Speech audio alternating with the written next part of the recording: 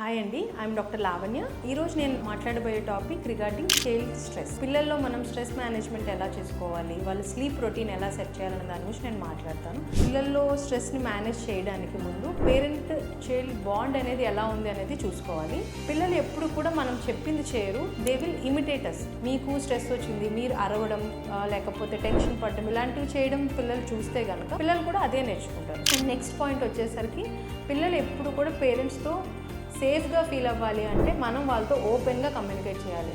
So before going to school వాళ్ళతో ఒకసారి మాట్లాడడము, వాళ్ళకి బాయ్ చెప్పడము, హ్యాపీగా పంపించడం. అండ్ ఇంటికి రాగానే ఇంట్లో ఎవరుంటే వాళ్ళు పిల్లలతో వెంటనే మాట్లాడాలి. ఎందుకు ఇది ఇంపార్టెంట్ అంటే పిల్లల్లో ఈ సైకలాజికల్ ప్రాబ్లమ్స్ అవ్వచ్చు, స్ట్రెస్ మేనేజ్మెంట్ అవ్వచ్చు, ఇంటి నుంచే స్టార్ట్ అవుతాయి. ఎనీథింగ్ మనం పిల్లల్లో చేంజ్ చూడాలి అనుకుంటున్నాము అంటే ఆ చేంజ్ ఫస్ట్ మనలో మనం క్రియేట్ చేసుకుని దెన్ వాళ్ళకి మనం నేర్పించాలి.